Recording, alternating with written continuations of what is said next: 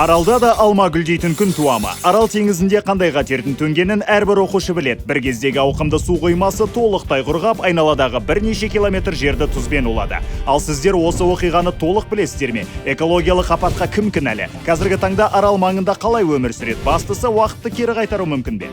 Сұлтаннан Тұздолтанға дейін кішкентай су қоймасын теңіз деп атамайды. Мысалы, Арал көл бола тұра теңіз деп аталуға әбден лайық. Өткен ғасырдың 60 жылдарына дейін ол ғаламшарымыздағы ең үлкен көлдердің төрттігіне еніп келді. Оның ауданы 68 мың шаршы километрді құрады. Бұл тұтас Латвияның ауқымынан да үлкен. Бір жыл ішінде көл теңізден 60 мыңнан астам тонна балық ауланып, жергілікті консерва зауыттарына жіберілетін. Шикізатты жеткізу, өңдеу, тасымалдау қалай болғанда да Арал жағалауындағы тұрғындар кәсібінің 80% балықпен байланысты болатын. Ендеше не себепті теңіз қарқынды түрде таяздана бастады?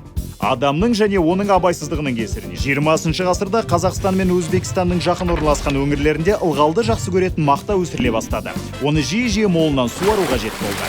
Арал теңізіндегі су тұзды және ауыл шаруашылығы үшін жарамайды. Есесіне, оған Сырдария және Амудария секілді екі ірі өзен құяды. Осылайша фермерлер өзеннің тұщы суын молынан қарпып, суландыру каналдары арқылы алқаптарға бағыттай бастады. Суаруды талап еткен плантация 7 миллион гектарды алып жатты. Бұл 70 мың шаршы километр. Тіпті теңіздің өзінен де үлкен. Аралға жаңа су келуін тоқтатты. 1990 жылға қарай ол көлемнің шамамен 60%-ын жоғалтты. Үлкен теңіз екі жеке су қоймасына айналды. Солтүстік және оңтүстік Арал теңізі. Кейіннен оларда кіші оқшауланған бөліктерге тарады. Су бу болып ішіп кетті. Алайда тұз қалды. Оның концентрациясы әлемдік мұхиттың тұздылығынан бірнеше есе асып түседі. Енді мұнда балық өмір сүре алмайды. Балық аулау өнеркәсібі оңдаған миллион доллар шығынға ұшырап толықтай жабылды. Бір кездері балықшылардың қайықтары ерсілі-қарсылы жүзіп жүрген аумақтан бүгінде тек тіршіліксіз құм мен тұзды сазды көруге болады. Бүгінгі постапокалипсис мәселе аймақтың негізгі кіріс көзінен айырылғанда ғана жатқан жоқ. Қазір Арал қауіпті болып тұр. Құрғап қалған теңіз түбі тұз бен құмнан тұрады, ал жел оны бірнеше километрлерге үрлеп тастап жатыр. Тұзды Арал құм шөлі жердегі ең жас шөлейді, шамамен 6 миллион гектарды алып жатыр. Жазғы 40 градус ыстық, бұл жақта қалыпты жағдай. Құмды дауыл жыл сайын кемінде 3 айлап соғады және айналаға 100 миллион тоннадай тұз шашады. Теңіз түбінен ауаға шығатын заттардың тағы бірі бір кездері Арал теңізінде мақта алқабының су ағарынан түскен пестицидтер.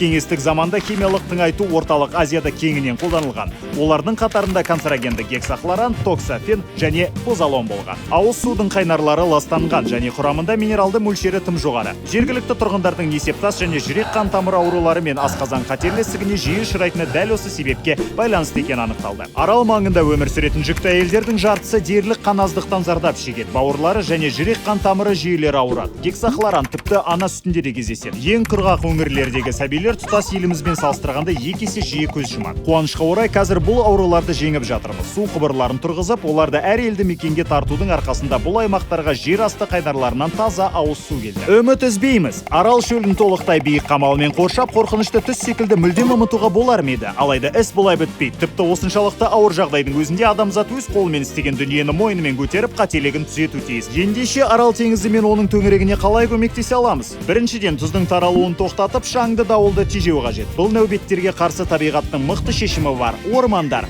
Биік өсімдіктер құм мен желді ұстап қалады. Сондықтан да ағаштар мен бұтақтарды көптеген шөлді өңірлерге отырғызады. Мысалы, мұндай тәжірибе Африкада кеңінен қолданылады. Алайда Арал маңындағы тұзды топыраққа кез келген өсімдік өсіп кете алмайды. Жүрмейтін жері жоқ. Құммен күресу үшін бұл жерлерге қайындар мен алма ағаштардың емес, қара сексеуіл секілді күй талғамайтын төзімді дақылдарды отырғызады. Сексеуілдің тамыры жер астында терең бойлап, ең құрғақ деген топырақтың өзінен су табуға қабілетті. Назар аударуды талап ететін екінші бағыт су қорлары. Сырдария Арал теңізі секілді толық құрғап кеткен жоқ, алайда оның да проблемалары жеткілікті. Ағыстардың біразы лайланып, батпаққа айналған. Егер оларды тазартса, Арал маңын қоректендіруге қабілетті көп мөлшерде таза су алуға болады. Алайда оны барынша үнемдеп пайдалану қажет. Кез келген өнеркәсіп және ауыл шаруашылығы міндетті түрде су үнемдейтін технологияларды пайдалануы тиіс. Орталық Азиядағы басты су тұтынушы суармалы егіншілік. Суаруға Арал теңізінің 90% қоры кетеді. Әрине, бірінші кезекте суды үнемдеу үшін суаруды бақылайтын озық технологияларды енгізу қажет. Мысалы, жерді қашықтықтан зондтау, немесе қарапайым тілмен айтсақ, авиация мен спутниктің көмегімен бақылау. Арал теңізі шекарасының қозғалысын қадағалап, тұз тозаңды шығарылымдардың аймағын белгілеуге мүмкіндік береді.